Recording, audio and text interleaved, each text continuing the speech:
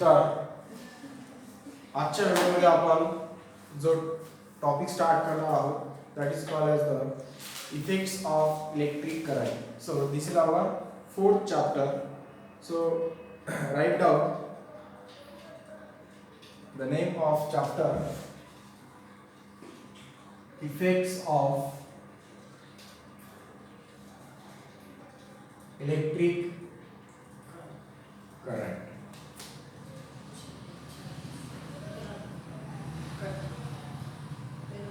आता याच्यामध्ये सर्वात महत्त्वाचं जर आपण टर्म पाहिली तर इलेक्ट्रिक करंट आहे, बरोबर. मग सर्वात पहिले तुम्हाला जी टर्म माहित पाहिजे ती काय असलं पाहिजे, what is mean by electric current. पहा, इलेक्ट्रिक करंटला आपण डिफाइन कसं करणार, फ्लो ऑफ इलेक्ट्रॉन्स. तर इलेक्ट्रॉन कधी फ्लो होतात, इलेक्ट्रॉन कसे फ्लो होतात आणि त्याचबरोबर इलेक्ट्रिक करंट हा कसा फ्लो होतो, ह्या सगळ्या गोष्टी आपल्याला या ठिकाणी या चॅप्टरमध्ये स्टडी करायच्या आहेत. लास्ट इयरला आपण चॅप्टर स्टडी केला होता इलेक्ट्रिसिटी, करंट इलेक्ट्रिसिटी होता ना 9वीला.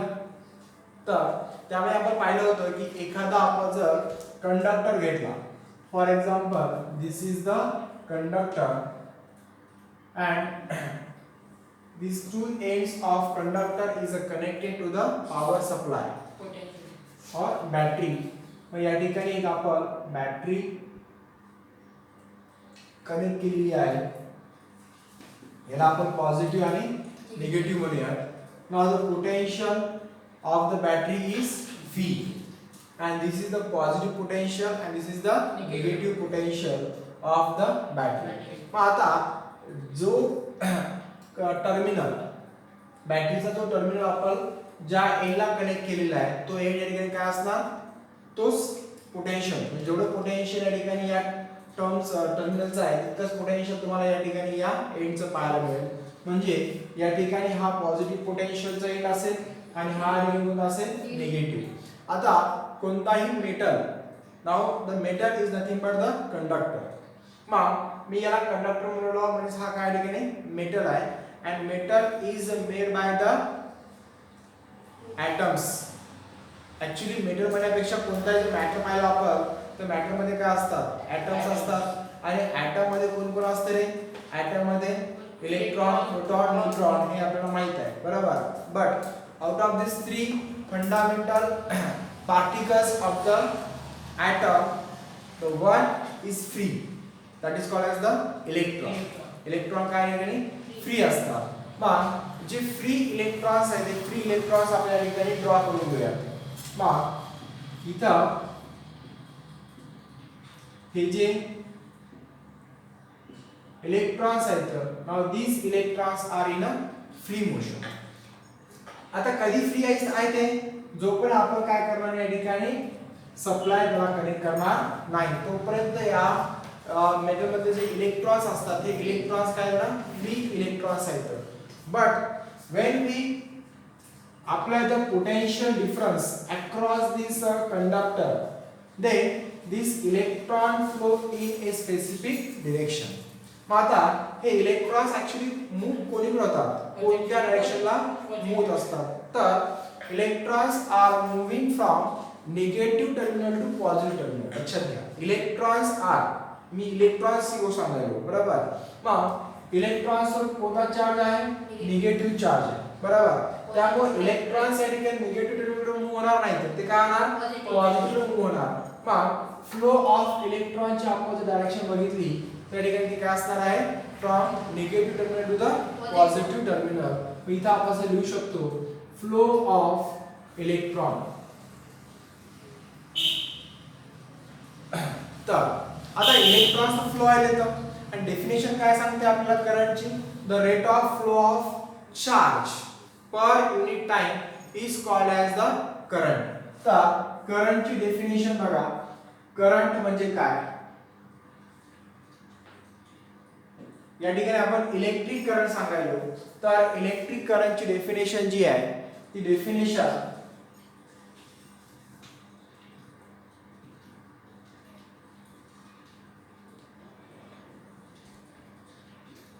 electric current.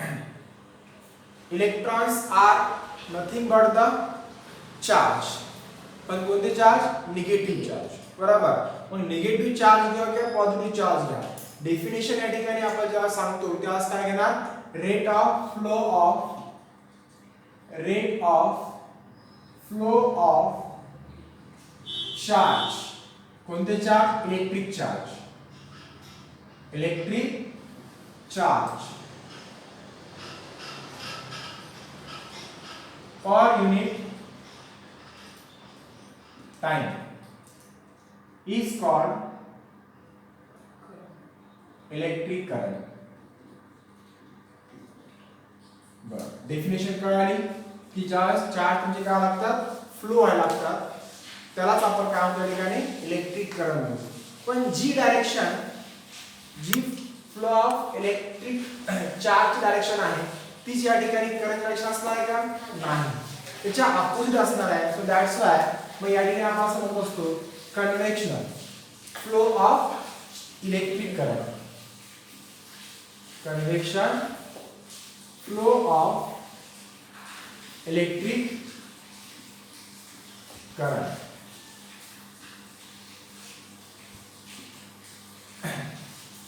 तर करंटची डायरेक्शन आणि फ्लो ऑफ इलेक्ट्रॉनची डायरेक्शन ही काय असणार आहे का नाही? अपोजिट असणार. The current always flow from high potential to the low potential, but electric charge, it means negative charge or electrons are flow from low potential to the high potential. समजलं? Okay. मग आता या ठिकाणी definition आपण या ठिकाणी formula तयार करूया. Current is denoted by capital I. So electric current is denoted by capital I. So I is equals to the rate of flow of charge. So charge is denoted by Q, capital Q, T, and per unit time is the time is denoted by the small t. पण हे जे तुमचे charge Q आहे या Q ला major करतात coulomb मध्ये आणि टाइम ला मेजर करतात सेकंड मध्ये, बरोबर. मग आपण इथं याचं एम्पियर करंटचं युनिट पाहिलं तर काय असणार? Charge per unit second, coulomb per second. म्हणजे या ठिकाणी चार्ज जो आहे त्या ठिकाणी आपण कुलम मध्ये मेजर करतो.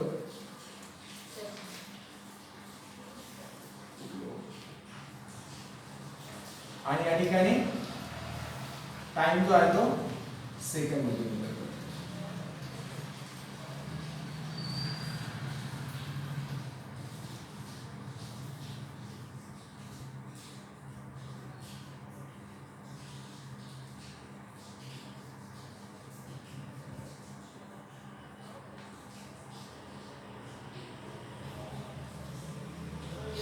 So SI unit of current is coulomb per second or ampere. आता एम्पियर हा जो आहे तो फर्स्ट सायंटिस्ट आहे टू मेजर द करंट. तर पहिल्यांदा काय केलं होतं? ॲमीटर नावाचा एक डिव्हाइस आहे, त्या ॲमीटरचा यूज करून त्यानं एम्पियर मध्ये करंट मेजर केलेला आहे. त्यामुळे आपण एम्पियरनं पण ओळखत असतो.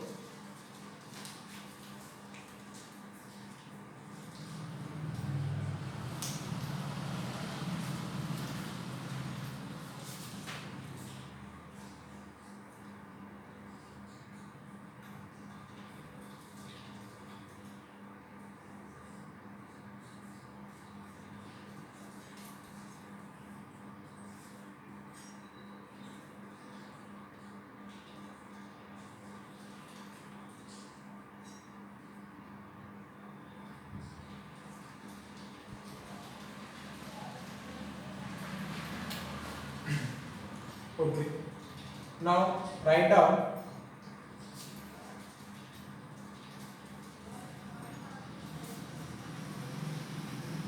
potential difference.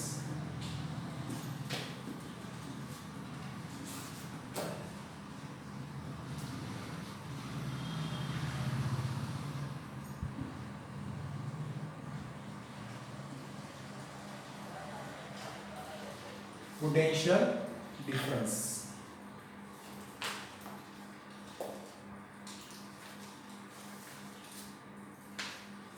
का असं एकदम सिंपल आहे. पोटेन्शियल डिफरन्स म्हणजे दोन पॉइंट मध्ये जो काही पोटेन्शियल डिफरन्स आहे त्याला आपण काय म्हणणार, पोटेन्शियल डिफरन्स. एका ठिकाणी पोटेन्शियल जास्त असेल, एका ठिकाणी पोटेन्शियल कमी असेल, हाय पोटेन्शियल आणि लो पोटेन्शियल. मग याची डेफिनेशन आपण लिहिताना काय लिहावं, the difference between the potential between the two points. Simple definition आहे ना, लिहा द डिफरन्स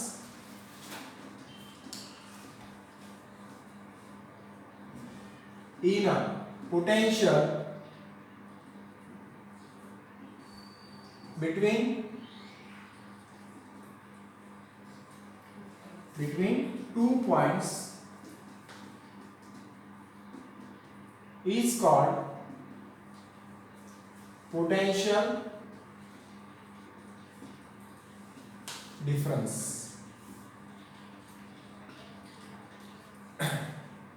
तर आपल्याकडे दोन पॉइंट आहेत. फॉर एक्झाम्पल एखादी बॅटरी आहे. आता या ठिकाणी हे आपली सेल आहे, बॅटरी आहे. याच्या जर आपण दोन पॉइंट कन्सिडर केले, नाव पॉइंट ए अँड पॉइंट बी. तर या पॉइंट ए आणि पॉइंट बी मध्ये आपण जर पाहिलं तर तुम्हाला दोन पॉइंट मध्ये जे आहे ते पोटेन्शियल सेम आहे की डिफरंट आहे सांगता येते. डिफरंट पोटेन्शियल आहे, बरोबर. पण डिफरन्स इन पोटेन्शियल, या ठिकाणी पोटेन्शियल हाय पोटेन्शियल आहे, या ठिकाणी लो पोटेन्शियल आहे. So there is a difference in potential between the two points and two points are the A and B. So it is denoted by phi A B. आता actually आपण जर पाहिलं, मग actually तुम्हाला VAB किती आहे जर माहित करून घ्यायचं असेल तर आपण पहिले काय करणार, potential at A minus potential at B, हो की नाही. मग potential at A minus potential at B, it is called as the potential difference. आता जेव्हा तुम्ही डिफरन्स काढता त्यावेळेस फॉर एक्झाम्पल मला डिफरन्स काढायचा आहे कशामधला, 10 and 100 मधला.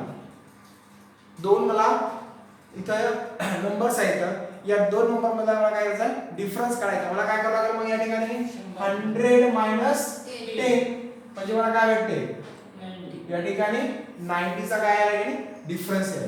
सेम पण इथे कसं केलं आपण, तर पोटेन्शियल डिफरन्स तुम्हाला दोन पॉइंट काढायचा असेल तर potential at point A minus potential at point B असे म्हणू शकता. Potential at positive terminal and potential at negative terminal. पण ही जी काही तुम्हाला या ठिकाणी डिफरन्स भेटला that is called as the नाव. The potential difference is measured in volt. Write down the potential difference is measured in volt. In volts.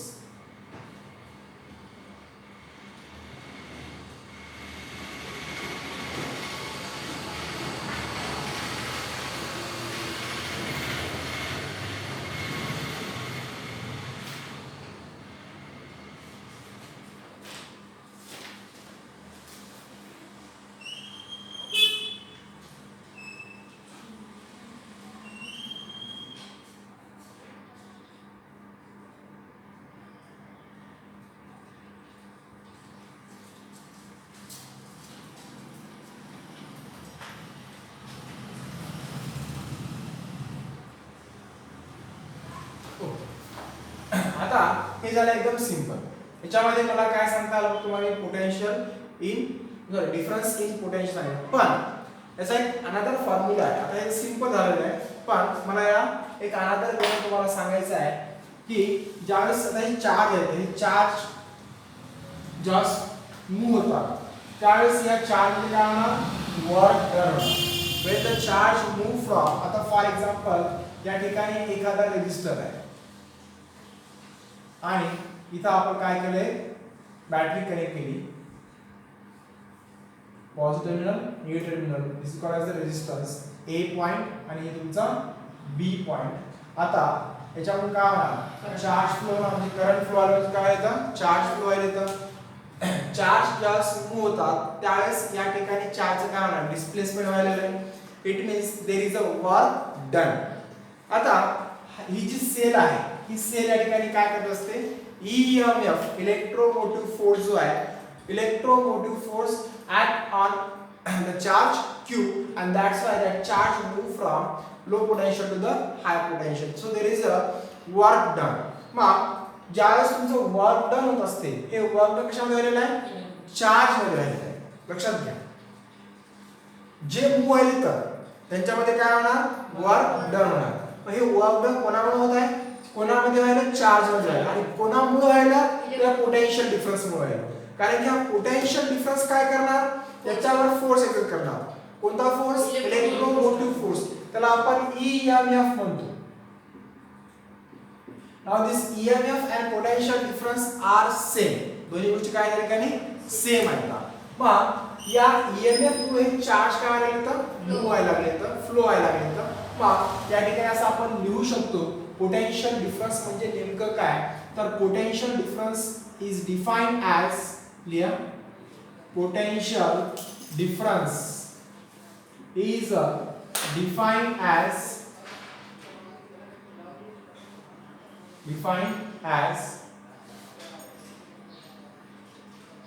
work done in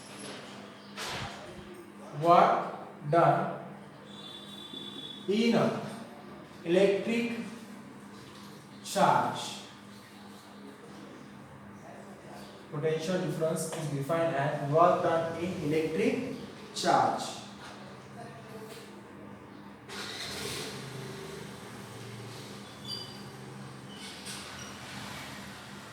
so potential difference is equals to work done upon charge हे लक्षात ठेवा कोणामध्ये work व्हायला charge मध्ये work व्हायलेला आहे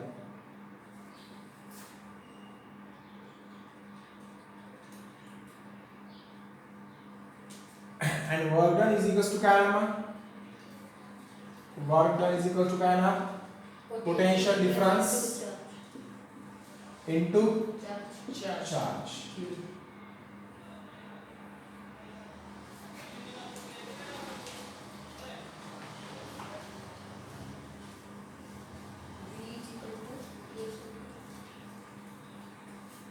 so work done is due by W potential difference किती आहे आपला phi AB into Q आता work is nothing but the energy बरोबर मग या ठिकाणचं एनर्जी आपण पाहिलं energy is equals to phi AB into Q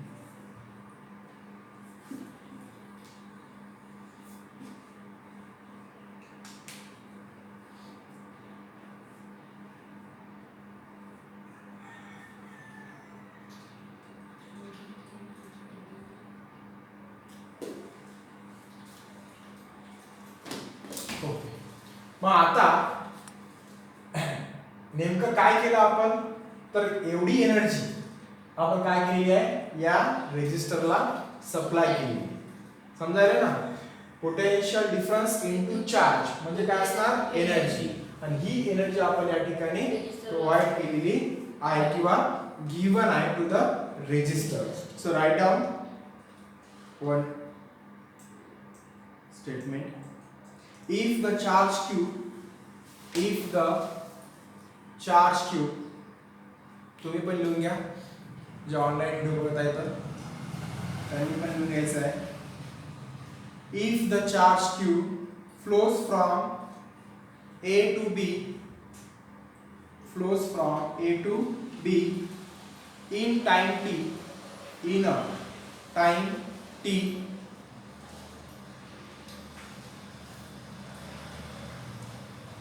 that is work is performed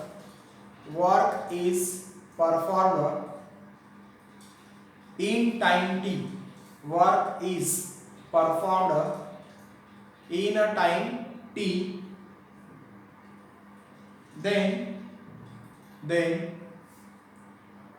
during that time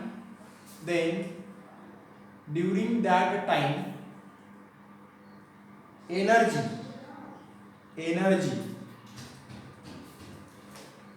phi AB into Q is given to the resistor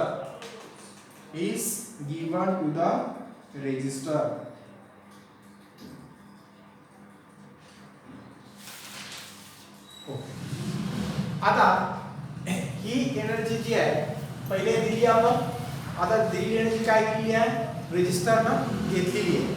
मग आता घेतलेल्या एनर्जीचं काम कशामध्ये म्हणजे वापर काय करणार, रेजिस्टर जो आहे आपला तो कशामध्ये करणार आहे का नाही, रेजिस्टर घेतलेल्या एनर्जीचं कन्वर्शन कशात करणार आहे, हीट मध्ये करणार आहे. आणि त्यामुळं मग या ठिकाणी या रेजिस्टरचं जे टेम्परेचर आहे टेम्परेचर काय होणार, राइज होणार, वाढत जाणार. बरोबर. So write down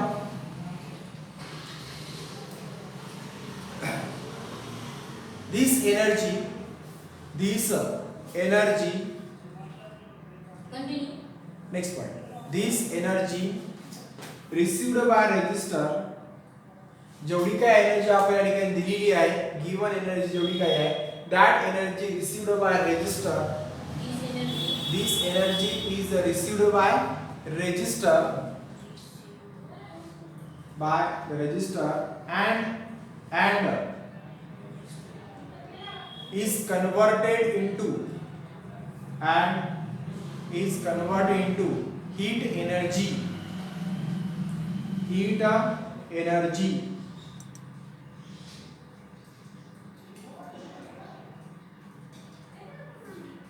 The temperature of resistor is increased and the temperature of